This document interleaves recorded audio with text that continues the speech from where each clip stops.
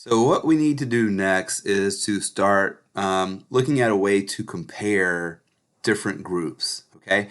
We don't want to study groups in isolation from each other. We want to see how they relate to each other. And so a central philosophy of mathematics is this. If you really want to understand a class of objects, in our case, groups, the first thing you should do is understand the functions between them that preserve their structure. Okay? This is a central tenet in pure mathematics. And you've seen this before in linear algebra when, in order to understand vector spaces, you needed to understand the concept of linear transformation. Okay? The same exact story plays out in every branch of pure mathematics, and now it's time for us to do this in groups. Okay? So the way you do this is by special functions that are called homomorphisms. Okay? And here's the definition. Now, in the definition here, it's easier to temporarily retain all the references to the group operation. So I'm going to go back to the original notation of a group as a set with an operation attached in both cases, okay? And throughout the rest of the semester, whenever X is an abstract group, E sub X will always denote its identity element, even if I don't say so. That's what it means, okay? So here's the definition. Suppose I had two groups, G with operation star and L with operation circle, okay? Function alpha that runs from G to L, so G is the domain and L is the codomain, is called a homomorphism if this identity right here is always satisfied for all choices of X and Y from the group G. So this says that alpha of X star Y is alpha X circle alpha Y. So let's decompose this definition a bit. X and Y are any two things from the group, and so it makes sense to star them together. And when I do X star Y, that is once again an element of G. So it makes sense for me to take that element of G, right, which is in my domain, and plug it into alpha. So I can take that element of G and plug it into alpha.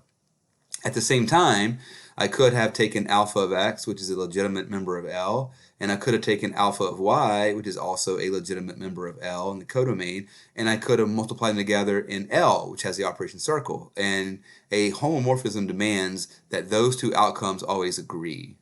Okay, so a homomorphism is just a function, an ordinary function between the sets G and L that has the additional property that it respects the group operations on both sides, on the domain as well as the codomain. Okay, so give me two things in G. I could operate them first in G and then apply alpha, that's the left-hand side, or I could apply alpha to them first individually, alpha X, alpha Y, and then operate them in L, and that's the right-hand side, and those two results should always be the same. So that's the definition of a homomorphism. I will let you quickly read the first two examples. They're not very interesting, but I should point them out nonetheless. If G and L are any two groups, I can form a function from G to L which sends every single element of G to the identity element here. This is a constant function, right? So everything in G maps to the identity in L. Everybody goes there, okay? And then it's easy to check that this is a homomorphism. I mean, alpha of anything in this case will be the identity in L, but then alpha X, alpha Y would be the identity times the identity, which is, again, the identity. But that's what alpha of XY is, so we're done. So this is called the trivial homomorphism. On the other extreme, we have the identity function, which doesn't collapse the whole group to one point. Instead, it preserves everybody. So it sends X to X, and that's always a homomorphism too. Albeit, again, not interesting. Important, but not interesting. The rest of these examples are legitimately good, and so you should spend some time digesting them carefully. I'll just run through them quickly, and I'll let you check what's going on here. I can define alpha from the integers to itself by alpha of X is 2 times X, so it doubles every element. And this is a homomorphism from Z to itself. Now here the operation is a plus sign, and over here it's a plus sign. So when I look at what a homomorphism asks for, it will say that alpha of X plus Y is alpha of X plus alpha of Y. And so what is alpha of X plus Y here? Well, alpha of anything is 2 times anything, so alpha of X plus Y is 2 times X plus Y. But by distribution laws, that's 2X plus 2Y, but 2X is exactly alpha of X, and 2y is exactly alpha of y, so that's alpha of x plus alpha of y, and lo and behold, look, it's a homomorphism. Okay. Next example is a good one. You can map the integers to the integers mod n by taking an integer and sending it to the class that it belongs to. So alpha of x is the congruence class of x mod n. So again, if I give you two excuse me, integers x and y, what is alpha of x plus y? It's the class of x plus y. But we know by class addition, that's the same thing as class x plus class y, and that's alpha of x plus alpha of y. So here we go.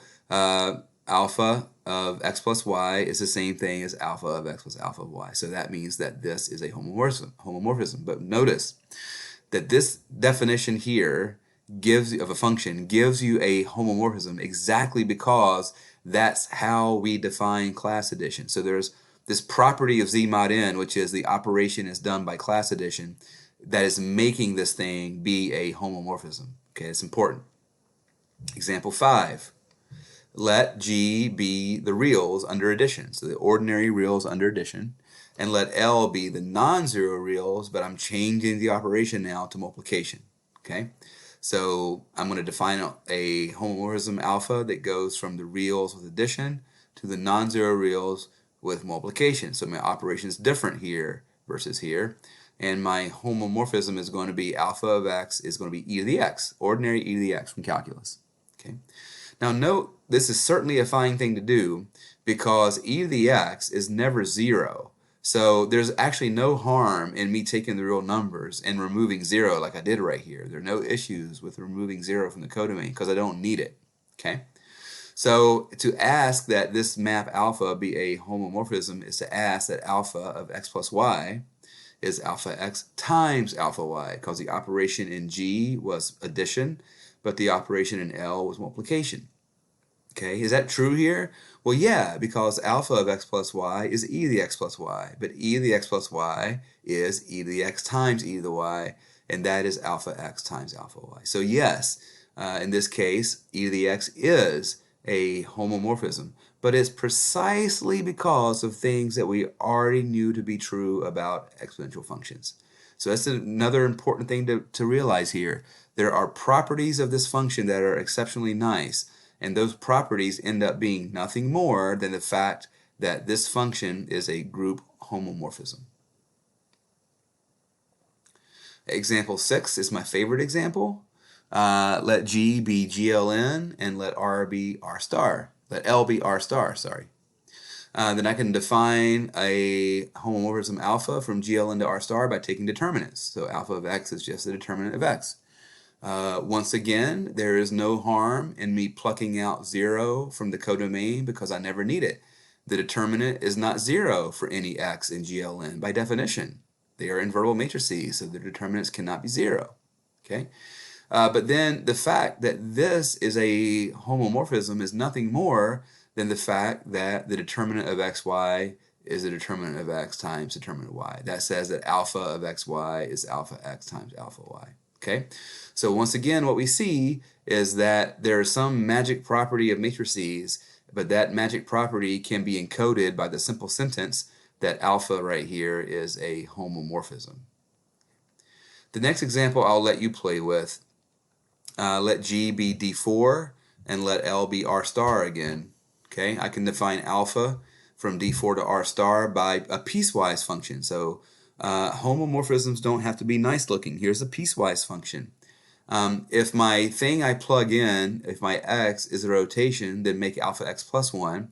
If the thing I plug in is a flip, a reflection, then let alpha x be negative 1. And I will let you check that this is a homomorphism, and it comes in 4 cases. The argument should happen in 4 cases, and I'll let you figure out exactly what magic property of D4 ends up saying that this gives you a legitimate homomorphism. My final example is a fun one from analysis. Let F denote the set of all continuous functions with domain 0, 1 into the reals. We can give this the operation of ordinary function addition pointwise, just like you do in calculus. So if I take x cubed and add it to x squared, I get the new function that's called x cubed plus x squared. With this, the set of all functions, continuous functions with addition forms a group, and that's because the sum of two continuous functions is once again continuous. So my addition operation is closed, right? I don't leave my universe here. So I can take f to be the set of all continuous functions with domain 0, 1, and addition is a perfectly nice operation because that does not destroy the continuity. Well, I can define a homomorphism from this function group into the reals by integrating them. So I can define alpha of f, where f is any old continuous function from 0, 1 to r, to be the integral from 0 to 1 of that function.